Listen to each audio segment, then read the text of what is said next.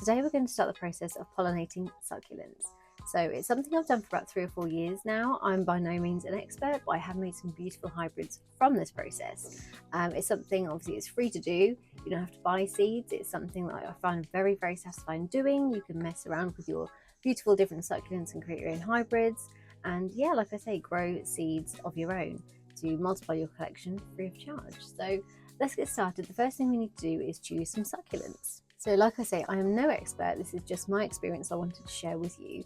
But what I would say is that when you have lots of different succulents, some of them are a species. So this is just a pure plant which has no hybridization in it. So it's the original plant basically. There's been no hybrids made with this or into this, should I say. So I'm going to start with trying to pollinate some of those, because when hybrids are made, they can become infertile because they've got different things mixed in with them. I'm going to do some which are the original plants, which would hopefully make this more of a success. So this is put the name on the screen, and it's in bloom. I've never had it in bloom before, and it's quite interesting. It's got these obviously green, quite thin leaves with the pink tips. Yeah, it's quite a thirsty plant, so it's quite good if you are an overwaterer. Yeah, so I'm going to try this one, and also my beautiful and rather large Monroe is in bloom. So as you can see, this year I'm actually trying to be organised with the pollinating I'm doing, because what I suppose other people do is just try and pollinate this plant with one other. But no, me, I'm just being greedy and I want to pollinate it with lots of different ones to see if they're a success. So my method this year, not sure it's working that well as the stickers are coming off, but it is to put a sticker on the bloom which I have pollinated with another one, and then obviously just write down what I have pollinated with that, and these stickers are coming off, so I just need to stick them back on. But yeah, Monroe is a beautiful plant. It is one that makes some really amazing hybrids. So I'm going to use this today as part of the process to try and pollinate it with something different, because I think it would make some beautiful babies.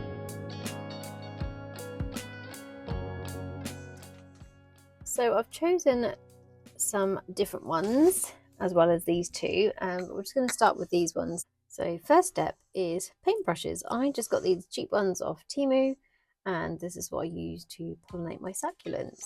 So let's get started. So firstly, obviously you do need to have a bloom on your succulent, and it needs to be open. So this one here, you can see nice and open. You've got the pollen in the middle there, and the same with these ones. So there's quite a few to play around with on this one. Sometimes they do look a little bit different. I've never had any success with this Monroe, so I'm not overly positive, but I've got to try these things. As you can see, it's got loads of different blooms, but it just doesn't look to me quite as, I don't know, juicy, is that the word? There's just not as much pollen on these bits here in the plant, you can see. But saying that, these ones I've done so far are looking quite good. So give it a try. It's trial and error every year, and if I make a Monroe hybrid, I will be thrilled. So what we do is literally tickle the bloom, basically. Let me just move this one out of the way. It's a monster, that one. So this is simple as just popping the paintbrush in, trying to collect some pollen. So hopefully here you can see there's pollen on that brush, and then just popping it in one of these Monroe blooms. So the next one along which I need to try is this one. And then what I would do is just try and get some pollen from here and just keep going between the two. So we go between this one and the Monroe. I just go between them and just give them a little tickle, really, and hopefully that is going to create a beautiful hybrid. So I do that a few times, as you can see, and then before I forget what one I've tickled, I will label them. So let's do that now. So usually in previous years I've got a bit confused and not known which one I've pollinated with what, and I've ended up with hybrids with kind of no known parentage, but I've used purple. Is this blue? I've used blue already, so it's, oh, it's purple. It's good to use one which I haven't got on here already, so green would work. So it was this one over here. I'm just going to wrap the stick around it. Most people probably just try and hybridize one plant with one other for that season, which would probably be a lot easier. It's just that I want to try and experiment with more than one.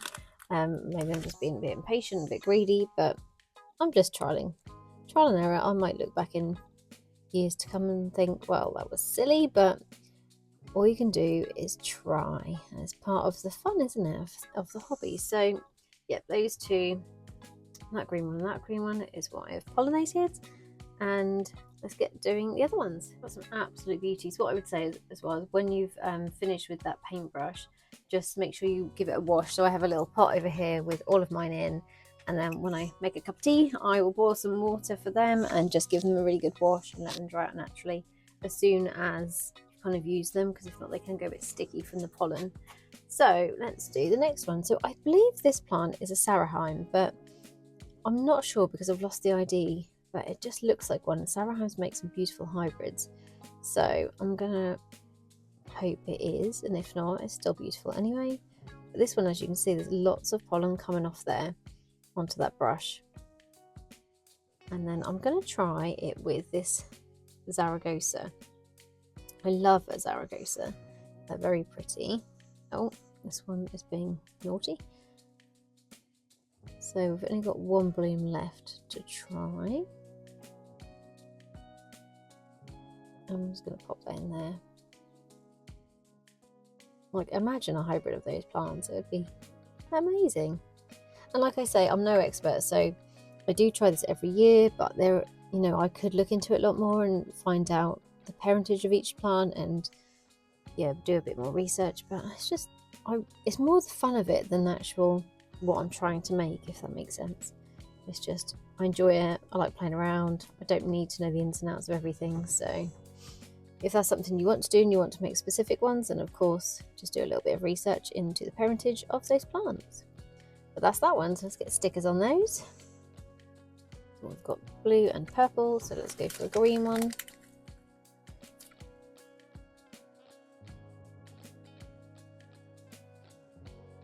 And then in previous years as well, I have written this all down nicely on a little notepad in here, and it got soaked in a leak I had in the greenhouse. So now it's all on my phone, so just learning from my previous mistakes, which is part of life, isn't it? Just trial and error and learn from mistakes. So that's what I do with all of these.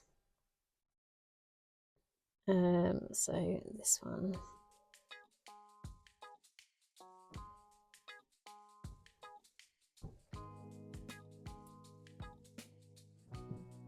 It's very fiddly, but hopefully it does work. They do seem to peel off a little bit in the heat, like you can see this black one is, but just if I see them coming off, just give them a nip back together. So that's those two. So this one is tiny, but again, this is just a species plant, so I am going to trial it with this Onslow. I don't know what Onslow is. I don't know if it's a species or a hybrid, but I am going to try it. So let's find another paintbrush which is clean, and this one's a bit smaller, so you can use lots of different ones. I just grab what I can, really. Okay, this one's got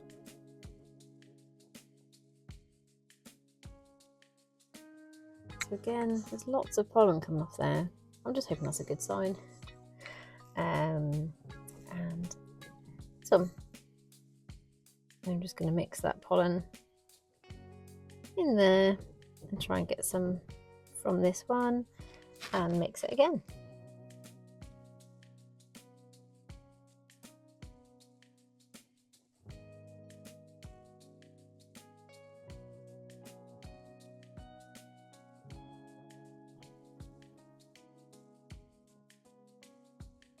Okay, so that's those 6 done. What I will do now is just leave them. I think this is what I need to find out. I don't ever know how long it takes because I kind of just do it and, you know, keep an eye throughout the season. But I think it's about a month, maybe a little bit more, before you get any seed pods start to form. But obviously I'll check back with you and show you the updates of these. And if these haven't worked, then hopefully I'll have something that has, so I can show you what a viable seed pod looks like. But yeah, so fingers crossed these make some beauties. I'll get these labelled up now, and next time you'll see some viable pods, hopefully. So it's nearly 2 weeks later, and I just wanted to do a quick update to show you the progress of what looks like a good kind of seed pod and what doesn't. So first up, we'll do this little one. So hopefully you can see on here that this looks kind of thin. There's nothing really in it. It's not rounded or anything, and the same with these ones.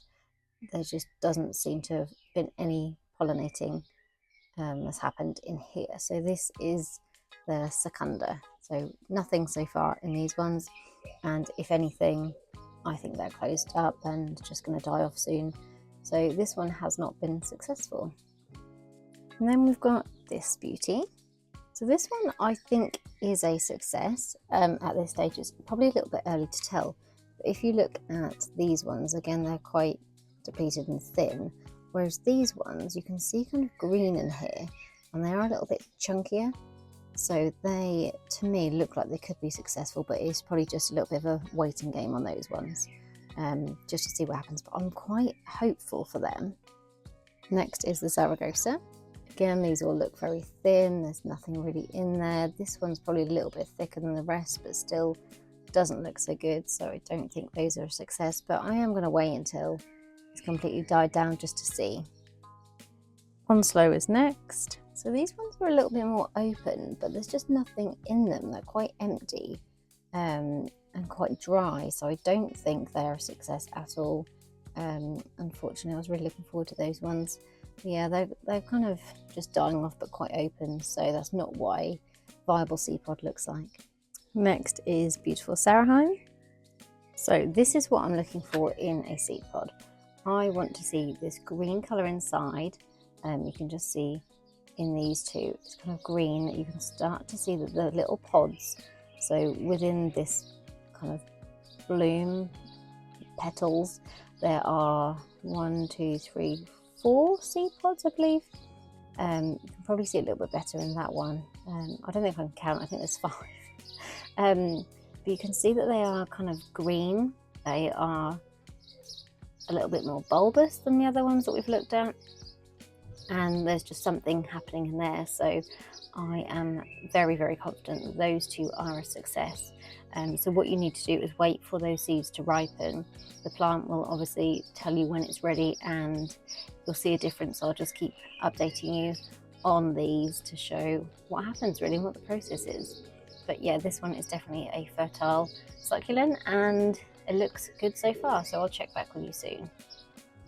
And the monster, which is Monroe, I actually forgot about this video a little bit and I'm kind of experimenting because I don't always know for certain when a Monroe bud looks successful, so I've taken them off and I've actually sown them. So it was probably 5 days ago, so I'm going to check on them and just see what the update is, and I can let you know what they look like when they're successful, because these ones are quite bulbous, but they're not opening up like a normal succulent would. So it might be that there's seeds in there, but they might not be viable seeds. So it's just one of those things that I'm kind of trialing with this one, because Monroe I know is definitely a species plant and you should be able to hybridize it, but I never really have any success, so I'm just trialing this one a bit differently to the others.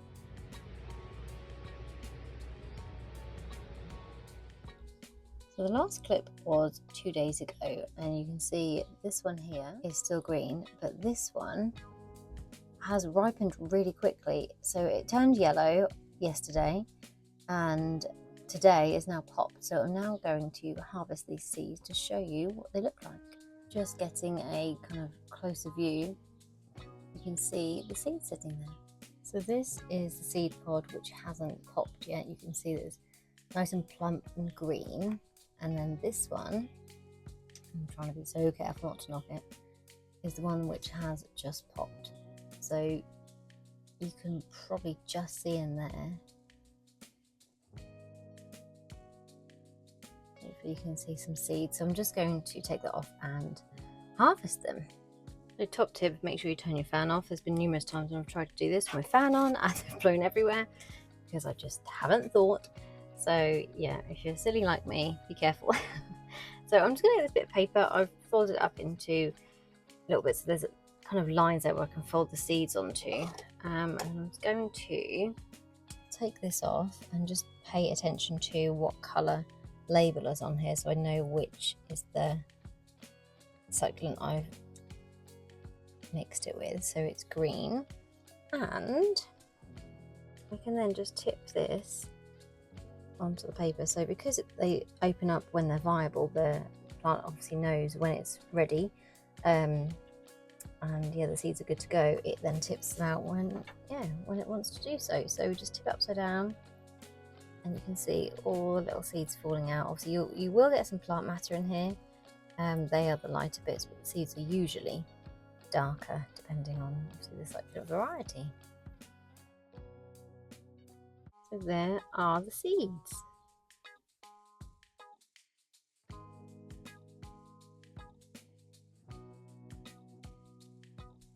So that is a pollination process. I hope it's been helpful to watch this video and see kind of step by step of how you actually pollinate a succulent and what you need to look for to see if you've got a success. So the seeds that I did collect, I have sown. They have been here about 5 days now. I've actually got 4 different types in here, all from Sarahheim. So this year the Sarahheim has been really successful. So I'm really happy because it's such a beautiful plant. And I have actually just started another series on a Sarahheim mixed with a Heart's Delight. So hopefully I'll have some really beautiful hybrids that I can share with you and keep you updated on the progress. So please subscribe if you want to watch those videos. They should be really interesting, and I might actually do a part 2 of this video, so fingers crossed this does germinate because I'd love to see what they look like. It's going to be so fascinating. So thank you for watching. If the video has been helpful, please do give it a like. If you've got any questions, please ask away in the comments. But thank you for watching, and I'll see you next time.